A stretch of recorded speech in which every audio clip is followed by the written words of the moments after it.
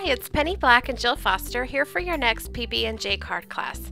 On today's card, I'll be using several Penny Black stamps. The first is Christmas Pride. I'll also be using Diamond Pattern, Winter Magic for the sentiment, and some background stamping with letter background. And this PB&J is part of our Cute to Elegant blog week, so I wanted to share this is the cute card that was the inspiration for the elegant version. And the elegant version is what we'll be making today. And here's a sketch if you'd like to play along. So to begin, I'm stamping Penny Black Christmas Pride with Espresso Truffle Memento ink. And I'm going to be coloring this in with Copic markers, so I'm stamping it onto Copic Express It blending cardstock.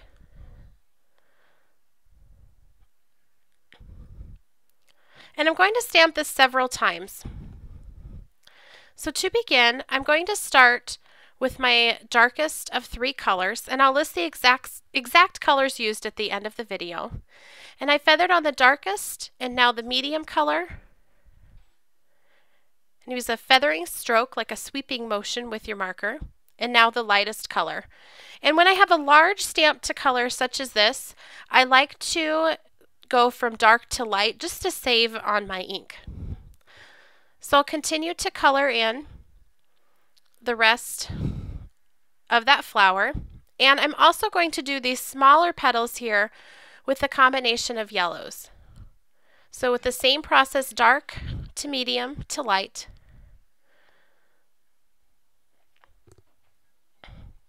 And then I'm going to use a couple of the second image that I stamped of these petals actually as leaves. So I'm going to start with a dark, almost turquoise color, and then go in with the lighter color.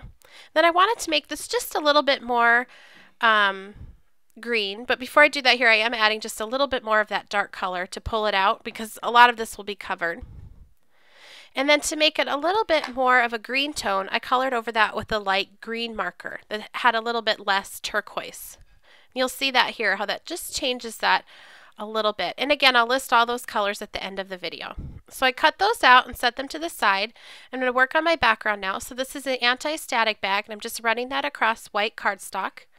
And I'm going to use this background. I love this background because it's great for Christmas, but you can also use it anytime. And then I'm going to emboss this. So I'm inking it with Versamark ink. I'll lay my paper face down on that, hold with one hand and rub with the other.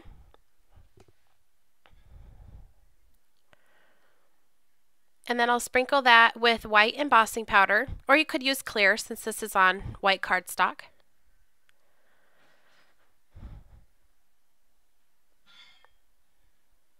And then I'll apply heat to set. So once that's been heated, you can see that shine there. I wanted that pattern to show up, so I'm just taking pumice stone distress ink and very, very lightly going over that pattern. So it pretty much reads as white on the card, but because that distress ink, you can see the pattern just a little bit more. Now this is another part of the card. To cover this, I'm using Evergreen Bow distress ink, and I'm just rubbing that directly onto the white cardstock. And now I'm going to stamp the letter background with Teal Zeal Memento ink.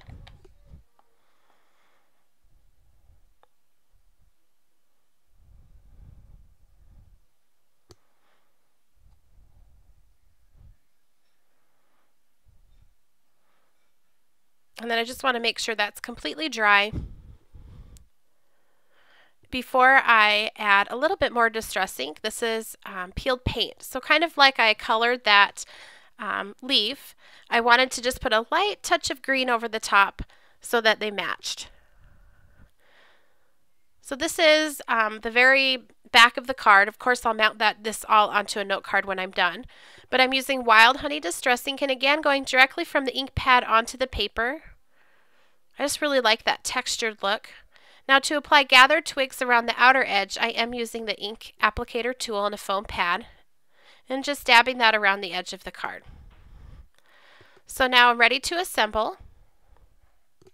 And I cut these layers like this one here longer than it really needs to be. That way I have some room to play around with the layout, how deep or tall that I want it to be. There's our embossed background. A strip of white kind of covers the seam between those and gives it a finished look, and also provides us a place to stamp our sentiment.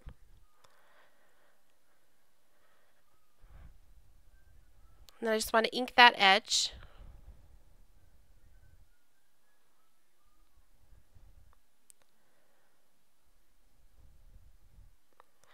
And our ribbon. And again, like I said, I like to work on just a flat piece of cardstock, not the note card itself. That way the ribbon doesn't show on the inside. So I can just tape this on the back with regular Scotch tape. And when I'm all done with the card, I can mount it onto a note card. So here's that flower that we colored. And with large stamps like this, I like to put them going off the edge of the card. So I'm going to lay that down with dimensional adhesive, and then I'll just turn to the back and trim the excess.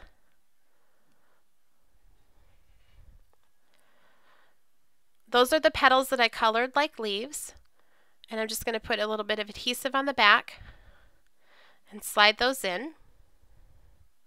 Kind of curl up the edges. It takes a while to decide where I want it to go.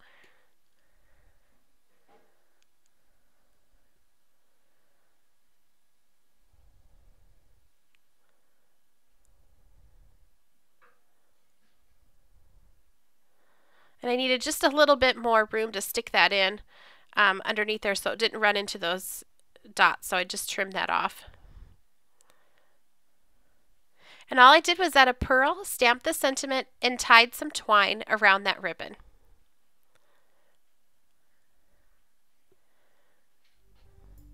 Thanks so much for watching. For details and more information, visit the Penny Black website, www.pennyblackink.com.